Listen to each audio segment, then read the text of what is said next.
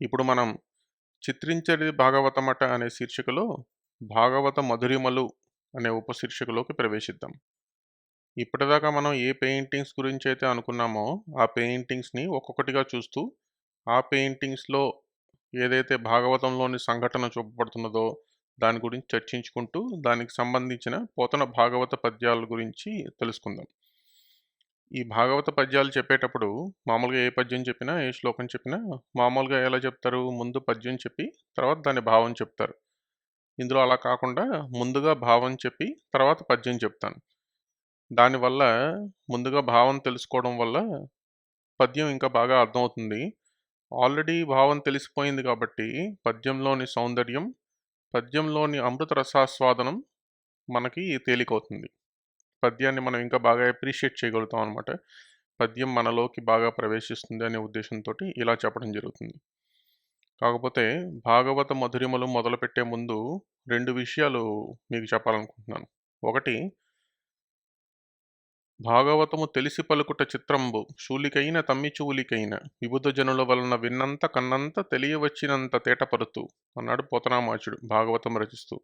అంటే భాగవతం గురించి పూర్తిగా చెప్పడం, పూర్తిగా తెలియజేయడం పరమేశ్వరుడికి, బ్రహ్మకి కూడా కష్టం. పండితుల వద్ద, పెద్దవాళ్ళ వద్ద విన్నది, తెలుసుకున్నది నేను మీకు చెప్తానని పోతనామాచ్యుడే అన్న తర్వాత నేనెంత వాడిని భాగవతం గురించి చెప్పడానికి? భగవంతుణ్ణి త్రికరణ శుద్ధిగా నమ్మిన భక్తులు భాగవతులు. భాగవతుల భక్తి అనన్య సామాన్యం. కృష్ణ వాక్కే నా ద్వారా పలుకుతూ మీకు భాగవతాన్ని తీసుకురావాలి తప్ప నేనుగా ఏమీ పలుకలేను. అందుకే సర్వం సమస్తం కృష్ణ తేజమే. సమస్తముగా భాసిల్లుతున్న ఆ కృష్ణ తేజస్సే నా ద్వారా ఈ భాగవతాన్ని మీకు అందిస్తున్నది. నేనుగా నిమిత్తమాత్రుడను.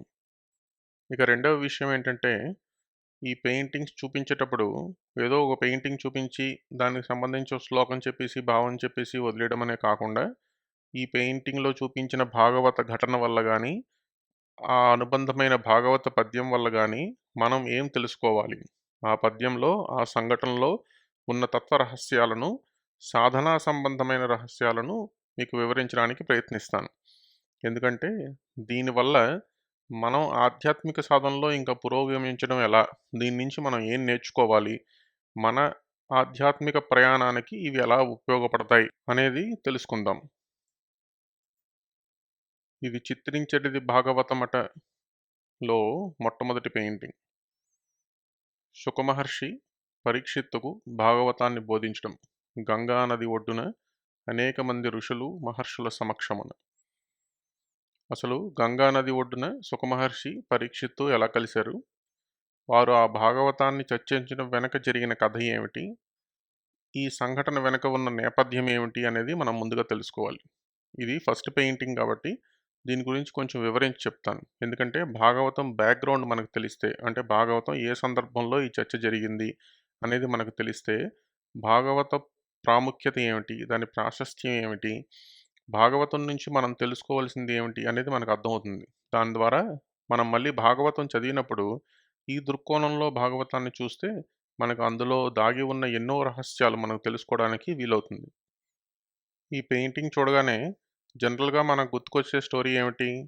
పరీక్షిత్ అనే మహారాజు ఒక ఋషి మెడలో చచ్చిపోయిన పావును పడేయడం వల్ల శాపానికి గురై వారం రోజుల్లో చనిపోతాను అని తెలిసి, ఈ వారం రోజుల్లో ఏం చేస్తే నాకు ముక్తి లభిస్తుంది అని కోరుకుంటే, అప్పుడు శుక మహర్షి భాగవతం బోధించాడు అనేది ఒక జనరల్ నాలెడ్జ్‌గా ఉన్న కథ. కానీ ఇంత మాత్రమే ఆలోచిస్తే పరీక్షిత్తు ఏదో అహంకారపూరితమైన రాజు ఆ ఋషి మెడలో పావునేసి అవమానించాడు. పరీక్షిత్తు గొప్ప రాజు కాబట్టి గొప్ప గొప్ప గురువులందరూ ఆయన దగ్గరికి వచ్చి అతనికి భాగవతం బోధించి ముక్తిని ప్రసాదించారు అనే భావన కలుగుతుంది. కలిగే అవకాశం ఉంది అట్‌లీస్ట్. కానీ అసలు పరీక్షిత్ ఎవరు? ఏమిటి? అసలు ఇక్కడి దాకా ఎలా జరిగింది ఈ సంఘటన అనేది తెలుసుకోవాలంటే మనం ఇంకొంచెం వెనక్కెళ్ళి అక్కడి నుంచి మొదలుపెట్టాలి. మహాభారత సంగ్రామం అంటే కురుక్షేత్ర సంగ్రామం అయిపోయిన తర్వాతకి కౌరవులందరూ ఎలాగో అంతమైపోతారు. పాండవులు మిగులుతారు తప్ప పాండవులకు వారసులెవరూ మిగలరు.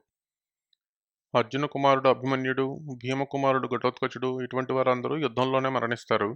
తర్వాత మిగిలిన ఉప పాండవుల్ని, అంటే పాండవులకు ద్రౌపది ద్వారా కలిగిన సంతానమైన 5గురు ఉప పాండవుల్ని అశ్వత్థామ సంహరిస్తాడు యుద్ధం తర్వాత.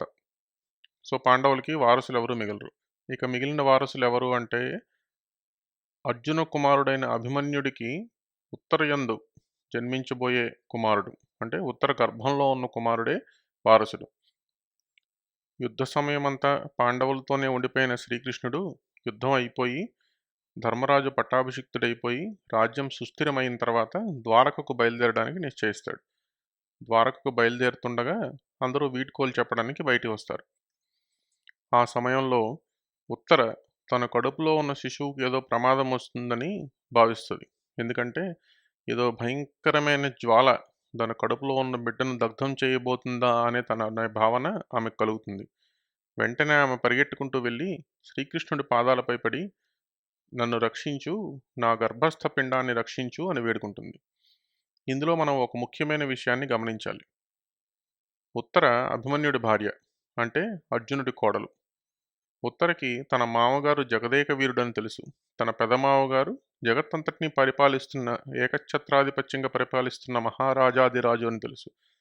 మరి తన మామగారిని, తన పెదమామగారిని అక్కడే ఎదురుగా ఉండగా కూడా వారిని వేడుకోకుండా కృష్ణుణ్ణి ఎందుకు వేడుకున్నది? సర్వసాధారణంగా అవతార పురుషులు, జగద్గురువులు, సాక్షాత్ పరమేశ్వరుడే అవతరించినా సరే, జనసామాన్యానికి వారు దైవమని, వారి ఆజ్ఞ శిరసా వహించవలెనని తెలియదు. కృష్ణావతారంలోనే చూసుకుంటే, కృష్ణుణ్ణి పూజించిన వారికంటే కృష్ణుణ్ణి చంపాలని అనుక్షణం తపించిన వారి సంఖ్యే ఎక్కువ. కృష్ణుడి మీద జరిగినన్ని హత్యా ప్రయత్నాలు బహుశా మహాభారతంలో ఇంకెవరి మీద జరగలేదు. కానీ ఉత్తర శ్రీకృష్ణుణ్ణి పరబ్రహ్మముగా గుర్తించి, తన మామగారి బలానికి, తన పెదమామగారి రాజ్యానికి కూడా కారణం కృష్ణుడేనని, పాండవ రక్షకుడు, సర్వజగద్రక్షకుడు కృష్ణుడేనని గుర్తించి కృష్ణుడి పాదాల శరణు వేడింది. సమస్త బ్రహ్మాండము నీ గర్భములో ఉంటుంది కదా, నా గర్భాండాన్ని రక్షించడం నీకెంత పని గదయ్యా అని వేడుకుంది. ఇందులో మనం తెలుసుకోవాల్సిన విశేషం ఒకటి ఉన్నది. ఏమిటంటే, సర్వసాధారణంగా మనకు తెలిసిన వాళ్ళలో లేదా కావాలని పరిచయం పెంచుకొని మరి ఎవరైతే అధిక ధనవంతులో, అధికారం ఎవరి చేతిలో ఉంటుందో, ఎవరి చుట్టూ తిరిగితే పనులవుతాయో తెలుసుకొని వారిని ప్రసన్నం చేసుకోవడానికి ఎంతగానో ప్రయత్నిస్తుంటాం. ఆ ప్రయత్నంలో 100వ వంతు కూడా ఈశ్వరుణ్ణి ప్రసన్నం చేసుకోవడానికి ప్రయత్నించం. అది శోచనీయం. ఎందుకంటే మనకి ఏదైనా మేలు జరిగిందంటే అది ఈశ్వరానుగ్రహం వల్లనే జరుగుతుంది. మనకి ఎవరైనా మేలు చేసినా అది ఈశ్వరుడు వారి ద్వారా మనకు మేలు చేసినట్టే భావించాలి. ఇక్కడ మేలు చేసుకున్న వాడిని మర్చిపోమని కాదు, మేలు చేసిన వాడిని గౌరవించకూడదని కాదు. కానీ మనకి పలానా వాళ్ళ వల్ల మేలు జరుగుతుందని వారి ప్రాపకం కోసం ప్రాకులాడడం కంటే, వారికి కూడా ఆ బలముని ఇచ్చిన పరమేశ్వరుణ్ణి వేడుకుంటే, పరమేశ్వరుణ్ణి ప్రసన్నం చేసుకుంటే మనకి ఏది కావాలో, దేనివల్ల నిజంగా మనకు మేలు జరుగుతుందో అది పరమేశ్వరుడే మనకు అనుగ్రహిస్తాడు. ప్రహ్లాదుడు చెప్పినట్టు, బలవంతుడైన వాడి బలము, బలహీనుడైన వాడి బలము సర్వము ఆ పరమేశ్వరుడే. బలయుతులకు దుర్బలులకు బలమెవ్వడు నీకు నాకు బ్రహ్మాదులకు అన్నాడు. అలా అందరికీ బలం ఎవరో గ్రహించింది ఉత్తర. అలా గ్రహించే విఘ్నత ఉంది గాబట్టే ఉత్తర గర్భములో రూపుదాల్చుకున్నవాడు పరీక్షిత్ మహారాజు అయ్యాడు. ధన్యజీవుడయ్యాడు. అతని ధన్యత్వం బయటకొచ్చి అతను గొప్పయిన తర్వాత కూడా కాదు. ఉత్తర కడుపులో ఉండడమే అతని ధన్యత్వంగా మనకు తెలుస్తుంది. ఎందుకంటే ఎప్పుడైతే ఉత్తర ఇలాగ కృష్ణుడిని వేడుకున్నదో, కృష్ణుడు అక్కడే అందరికీ కనబడుతుండగా అక్కడే ఉన్నాడు. అక్కడ ఉన్న కృష్ణుడు అలాగే ఉన్నాడు. కానీ ఉత్తర గర్భములో విష్ణువుగా ప్రత్యక్షమయ్యాడు. గర్భస్థ పిండాన్ని దహించివేయడానికి దావానలాగ్నిలాగా వచ్చేస్తున్న బ్రహ్మాస్త్ర తేజస్సుని తనలోకి లీనం చేసేసుకున్నాడు. అక్కడ ఈ ఉత్తరకి ఇలాగ అనిపించింది కదా, ఉత్తర గర్భస్థ పిండముగా ఉన్న ఆ శిశువు ఏటో నన్ను కాల్చేయడానికి వచ్చేస్తున్నది, పెద్ద మంట భగభగమంటూ వచ్చేస్తున్నది, నేను కాలిపోతానేమో అని భయపడుతూ చూస్తుండగా దివ్య తేజస్సుతో జగన్మోహనాకారంతో చతుర్భుజుడై శ్రీమన్మహావిష్ణువు సాక్షాత్కరించాడు. అంటే పుట్టి, పెరిగి, సాధన చేసి, ఈశ్వరుణ్ణి తెలుసుకొని, తపస్సు చేసి, ఈశ్వరుణ్ణి దర్శనం చేసుకోవడం కాకుండా, గర్భస్థ పిండముగా ఉండగా నారాయణుణ్ణి చూశాడు.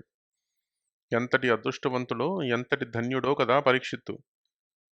ఆ నారాయణుడు ఆ బ్రహ్మాస్త్ర తేజస్సుని తనలోకి స్వీకరించి మాయమైపోయాడు. మళ్ళీ చీకటయిపోయింది గర్భం లోపల. అలా శ్రీమన్మహావిష్ణువుతోటి గర్భస్థ పిండముగా రక్షింపబడ్డాడు కాబట్టి అతను పుట్టిన తర్వాత ధర్మరాజు అతనికి విష్ణురాతుడు అని పేరు పెట్టాడు.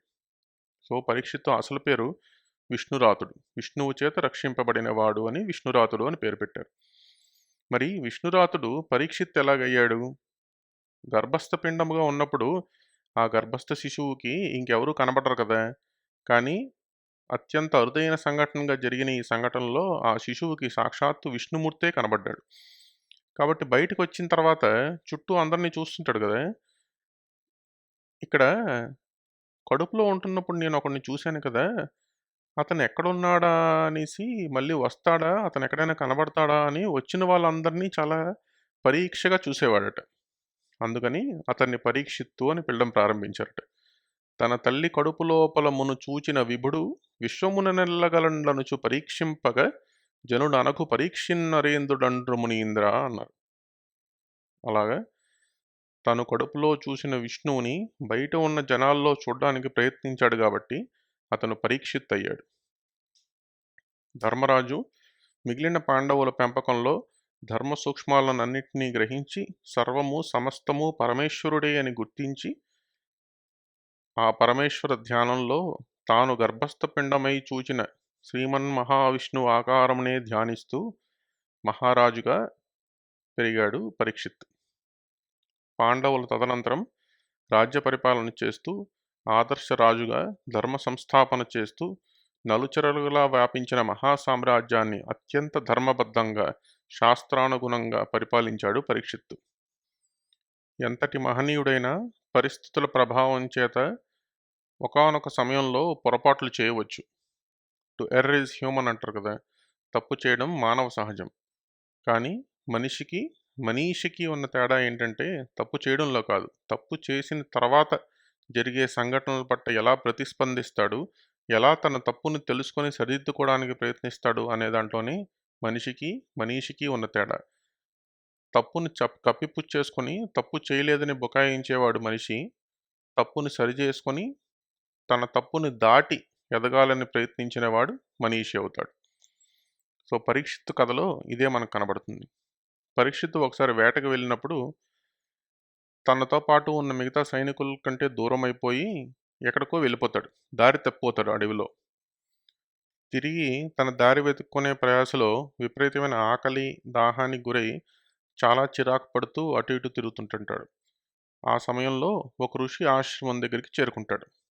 అది శమీక మహర్షి ఆశ్రమం.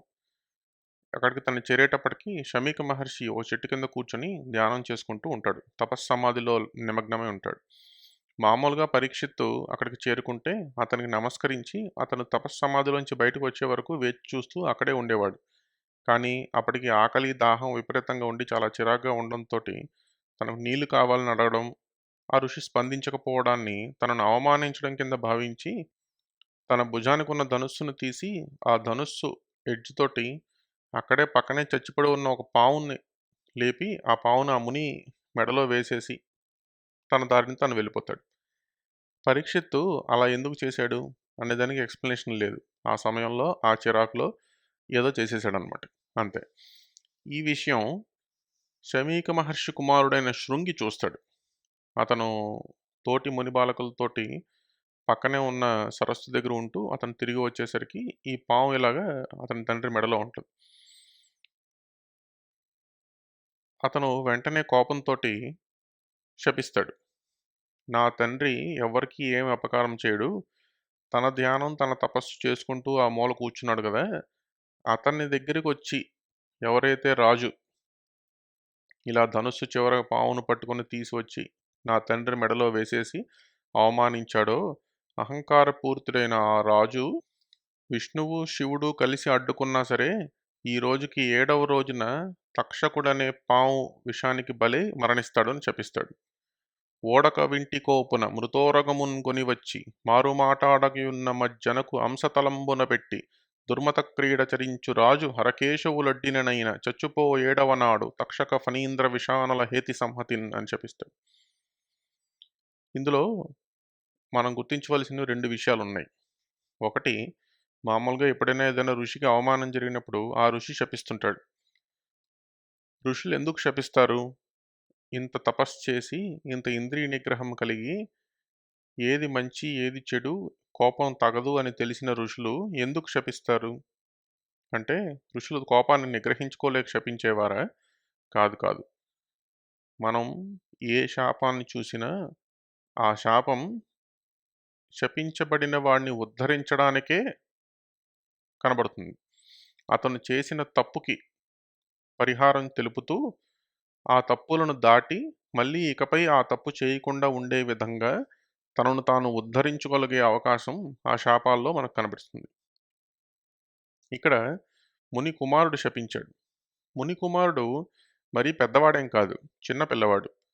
అంతటి చిన్నవాడికి, అంత వయసు రానివాడికి, అంత తపశ్శక్తి లేనివాడికి విష్ణువు, శివుడు వచ్చి అడ్డుకున్నా సరే తక్షక పాము కాటు వల్ల చచ్చిపోతాడు అని శపించే శక్తి ఎలా వచ్చింది? అతని తండ్రి అతనికి ఆ శక్తి ఇచ్చాడా? కాదు. ఆ శక్తి వేద పఠనం వల్ల వచ్చింది. వేదం సంస్కృత భాషకు ఆయువు పట్టు. వేదం ఈ సృష్టి బీజం. ఏ వ్యక్తి అయితే సనాతన ధర్మం, వేదం ద్వారా నిర్వచించిన నియమాల ప్రకారం తన జీవితాన్ని నడుపుకుంటూ తనకు, తన చుట్టూ ఉన్నవారికి ఎటువంటి హాని చేయకుండా సత్వగుణ సముద్భవుడై వేదాన్ని అధ్యయనం చేస్తూ ఉంటాడో అతని వాక్కు ఈ సృష్టికి శిరోధార్యమవుతుంది. సర్వ సృష్టి అతని వాక్కును నిజం చేయడానికి ప్రయత్నిస్తుంది. అందుకే హరకేశవులడ్డిననైన చచ్చుపోనేటికి ఏడవనాడు అని శపించగలిగాడు. ఇది వేదం, సనాతన ధర్మం ఇచ్చిన బలం. మరి శపించిన తర్వాత ఏం జరిగింది? శమీక మహాముని తన ధ్యానం నుండి బయటకు వచ్చాడు. బయటకు వచ్చి విషయం తెలుసుకున్నాడు. విషయం తెలుసుకుని, అరెరే, అనవసరంగా శపించావే. పరీక్షిత్తు మహారాజు చాలా గొప్ప మహారాజు. తన గర్భస్థముగా ఉండగానే శ్రీ మహావిష్ణువుని దర్శింపజేసుకొని శ్రీకృష్ణుని చేత రక్షింపబడినవాడు. ఈ దేశాన్ని ధర్మబద్ధంగా పరిపాలిస్తున్నాడు. ధర్మబద్ధంగా పరిపాలించే రాజు మరణిస్తే అధర్మం రాజ్యమేలుతుంది. ఆ అధర్మం రాజ్యమేలడానికి ఇప్పుడు మనం కారణమయ్యాం. కాబట్టి నువ్వు చేసింది తప్పు అని తన కొడుకుని వారించాడు. ఇక్కడ అవమానింపబడినవాడు అవమానించిన వాడి తరపున మాట్లాడుతున్నాడు. అది ఋషుల, మునుల, మహర్షుల ఆత్మనిగ్రహానికి ఒక సూచిక. కానీ శాపం తిరిగి తీసుకోవడానికి వీలు పడదు. అదేమిటి? అంతటి సంకల్ప శక్తి, అంతటి వేద మంత్ర శక్తి, అంతటి తపశ్శక్తి ఉంది కదా, ఆ శాపం వెనక్కి తీసేసుకోవచ్చు కదా పొరపాటున జరిగింది అనుకున్నప్పుడు అనుకోవడానికి లేదు. ఎందుకంటే ఎంతటి గొప్ప విలుకాడైనా, స్వయంగా శ్రీరామచంద్రుడైనా ఒకసారి ప్రయోగించిన బాణాన్ని వెనక్కి తీసుకోవడానికి వీలు పడదు. అలాగే శాపం కూడా. అందుకని సమీక మహర్షి వేరొక శిష్యుడి ద్వారా ఇలాగ పరీక్షిత్ మహారాజుకి ఇలా శాపం వచ్చింది, 7వ నాడు మరణిస్తాడని తెలుపమని చెప్తాడు. అది విన్న పరీక్షిత్తు తిరిగి శపించే శక్తి కూడా ఉండి కూడా, ఎందుకంటే పరీక్షిత్తు కూడా సనాతన ధర్మ సాంప్రదాయాలకు, సనాతన ధర్మం వేదం ద్వారా నిర్వచించిన నియమాలకు అనుగుణంగానే తన జీవితాన్ని గడిపాడు. అతను వేదాధ్యయనం చేసినవాడు, ధర్మ సూక్ష్మములు ఎరిగినవాడు, మహాచక్రవర్తి. అతనికి కూడా తిరిగి శపించే శక్తి ఉంది. కానీ అతను తిరిగి శపించలేదు. తాను చేసిన తప్పుకి డిస్ప్రపోర్షనేట్ పనిష్మెంట్, అంటే తప్పు చిన్నదైనా పనిష్మెంట్ పెద్దది అని తెలిసి కూడా అతను తిరిగి శమీక మహర్షి కుమారుడైన శృంగిపై ఎటువంటి చర్య తీసుకోలేదు. అతను తిరిగి ఎటువంటి చర్య తీసుకోడు, అతను తిరిగి ప్రతిశాపం ఇవ్వడు అని కూడా శమీక మహామునే చెప్పాడు. దాన్ని బట్టి అర్థమవుతుంది, అవమానింపబడిన వాడే అతని గురించి అంత గొప్పగా మాట్లాడాడంటే పరీక్షిత్తు ఎంతటి గొప్ప మహారాజో, ఎంతటి మహామనీషియో మనకు తెలుస్తుంది కదా. పరీక్షిత్తు ఈ శాపం విని భయపడి ఒంటి స్తంభం మేడ మీద దాక్కున్నాడు అని కూడా ఒక కథ ప్రాచుర్యంలో ఉంది. అది ఎంత తప్పో పరీక్షిత్తు అన్న మాటల్లోనే మనకు తెలుస్తుంది. పరీక్షిత్తు తనను చూడవచ్చిన మహర్షులతోటి ఇలాగన్నాడు, నేను ఈ పాము విషానికి చచ్చిపోతానని భయపడట్లేదు. ఆ విషం నన్ను చంపితే చంపనీగాక. అది ఈశ్వర ఇచ్ఛ. ఎలా జరగాలని రాసిపెట్టుంటే అలా జరుగుతుంది. కానీ ఈ జన్మలో నేను మరణిస్తున్నాను గదా! మళ్ళీ ఎన్ని జన్మలెత్తినా ఎప్పుడూ శ్రీహరినే ధ్యానించేటట్లు, శ్రీహరి మీదే నా మనస్సు లగ్నమయ్యి ఉండేటట్లు, శ్రీహరి పాదసేవయే నా పరమార్థమయ్యేటట్లు నన్ను అనుగ్రహించండి అనేసి కోరుకున్నాడు. ఉరుగాధీషు విషానలంబనకు మేనొప్పింతు శంకింప ఈశ్వర సంకల్పము నేడు మానదు భవిష్యజ్జన్మ జన్మంబులన్ హరిచింతారతియున్ హరిప్రణుతి భాషాకరణ నాసక్తియున్ హరి పాదాంబుజ సేవయుం కలుగ మీరర్థిం ప్రసాదింపరే అని వేడుకున్నాడు. ఎక్కడైతే అటువంటి శిష్యుడు ఉంటాడో, అటువంటి ప్రార్థన జనిస్తుందో, అటువంటి స్వచ్ఛమైన మనస్సు శోభిల్లుతుందో అక్కడికి గురువులు, జగద్గురువులు వస్తారు. అత్రి, విశ్వామిత్రుడు, మైత్రేయుడు, భృగువు, వశిష్ఠుడు మొదలైన గురువులెందరో అక్కడికి చేరుకున్నారు. అలా ఎలా వస్తారని మీకు సందేహం కలగవచ్చు. When the mind is ready the teacher appears అంటారు. ఎలాగంటే ఈ యూనివర్స్ అంతా ఒక మ్యాక్రో కాసం అయితే మన ఒక్కొక్క ఇండివిజువల్ ఒక మైక్రో కాసం అంటారు. అంటే సైజులో డిఫరెన్స్ ఉంటుంది తప్ప యూనివర్స్కి మనిషికిను కాన్స్టిట్యూషన్ అంటే అది దేనితో చేయబడినది, దాని మూల పదార్థంలో ఎటువంటి తేడా లేదు. ఏది అయితే సమస్త విశ్వముగా భాసిల్లుతున్నదో అదే నీ అంతరాంతరాల్లో కూడా భాసిల్లుతున్నది. ఎప్పుడైతే నీ మనస్సులో అటువంటి గొప్ప సంకల్పం కలుగుతుందో, అటువంటి గొప్ప శిష్యుడు అనే స్థాయికి నువ్వు చేరుకుంటావో అప్పుడు గురువు నిన్ను వెతుక్కుంటూ వస్తాడు. ఇన్ఫ్యాక్ట్ గురువులు ఎప్పుడెప్పుడు ఇలాంటి సంకల్పం విశ్వంలో జనిస్తుందా, ఎప్పుడెప్పుడు ఎవరిని అనుగ్రహిద్దామా అని ఎదురు చూస్తుంటారు. కాబట్టి అటువంటి గురువులు మనకు దొరకాలంటే మన మనస్సు అంతటి అత్యున్నత స్థాయికి ఎదగాలి. అప్పుడు గురువే మనల్ని వెతుక్కుంటూ వస్తారు. మనం గురువును వెతుక్కుంటూ వెళ్ళక్కర్లేదు. అలా వచ్చిన వారే ఈ మహర్షులందరూ. ఈ మహర్షులందరితో పాటు అక్కడికి ఆజన్మ బ్రహ్మజ్ఞాని అయిన శుకమహర్షి వచ్చాడు. శుకమహర్షి ఎప్పుడూ కూడా ఏ ఒక్క స్థలంలోని ఆవు పాలు పితికినంత సమయం గడిపేవాడు కాదు. ఎప్పుడూ అలాగ సృష్టి అంతా తిరుగుతుండేవాడు. అటువంటి శుకమహర్షి పరీక్షిత్తుకు భాగవతం బోధించడానికి అక్కడికి విచ్చేశాడు. 7 రోజులు అంటే 7 పగళ్ళు 7 రాత్రులు అక్కడ ఉన్నాడు. ఒక శిష్యుడు కోసం ఒక గురువు తన నియమాలను మార్చుకుంటాడు. ఒక శిష్యుడు కోసం తన గురువు అంత శ్రమిస్తాడు, అంత తపిస్తాడు. అది గురువు గొప్పతనం. ఆ గొప్పతనానికి అర్హత పొందడమే శిష్యుడు చేయవలసిన పని. అలా శుకయోగీంద్రుడు వచ్చాడు. శుకయోగీంద్రుడు వ్యాసుని తనయుడు. శుకయోగీంద్రుడు గురించి ఒక మాటలో చెప్పాలంటే, బ్రహ్మ ఈ సృష్టిలోని అందరినీ సృష్టిస్తున్నప్పుడు అందరూ మాయకు లోబడి సృష్టించబడుతున్నారు కదా! ఒక్కరినైనా మాయకు అతీతులుగా సృష్టిద్దాము అనుకుని సృష్టించాడట శుకయోగీంద్రుడిని. మనం ఈ చిత్రంలో శుకయోగీంద్రుడు పరీక్షిత్తుకు భాగవతం బోధించడాన్ని చూడవచ్చు. ఇక్కడ పరీక్షిత్తు ఈ జగత్తును పరిపాలిస్తున్న రాజాధిరాజు, మహాచక్రవర్తి. సమస్త సిరి సంపదలు అతని పాదాల వద్ద ఉంటాయి. శుకుడు కనీసం కౌపీనం కూడా లేని ఒక సన్యాసి. అతని దగ్గర ఏమీ లేదు. అంటే భౌతిక సంపద, మెటీరియల్ వరల్డ్ ప్రకారం లెక్కేస్తే అతని దగ్గర ఏమీ లేదు. Total absolute zero. కానీ పరీక్షిత్తు శుకయోగీంద్రుడికి నమస్కరించి సాష్టాంగ దండ ప్రణామాలు చేసి అతని కాళ్ళ దగ్గర కూర్చొని ప్రశ్నలు అడిగితే శుకయోగీంద్రుడు జవాబులు చెప్పాడు. అంతటి మహారాజుకి, అంతటి సర్వసంపన్నుడికి, అంతటి సర్వశక్తిమంతుడికి ఒక కౌపీనం కూడా లేని సన్యాసి దగ్గర ఏం నేర్చుకోవాల్సి ఉంటుంది? అదే సనాతన ధర్మం, మన భారతీయ సంస్కృతి మనకు నేర్పిన పాఠం. నువ్వు ఈ మెటీరియల్ వరల్డ్‌లో ఎంత సాధించినా, ఎన్ని తెలుసుకున్నా, ఏం చేసినా దీన్ని దాటి అసలు మానవ జీవిత పరమార్థం ఏమిటి? ఈ సృష్టి రహస్యం ఏమిటి? నేనెవరు? నువ్వెవరు? ఈ సమస్తముగా కనబడుతున్న విశ్వ పదార్థం ఏమిటి అని అనుభవపూర్వకంగా తెలుసుకోవడమే మానవ జీవిత పరమార్థం. అది తెలుసుకున్నవాడే బ్రహ్మజ్ఞాని. అతనికి ఎవరైనా దాసోహం అనాల్సిందే. ఆ బ్రహ్మజ్ఞానమును మించిన సంపద లేదు. అది ఒక్కటి ఉంటే మిగతా ఏ సంపదలు లేకపోయినా అన్నీ ఉన్నట్టే. అది ఒక్కటి లేకపోతే మిగతా ఏ సంపదలు ఎన్ని ఉన్నా ఏమీ లేనట్టే. ఇదే ఈ చిత్రంలోని సారాంశం.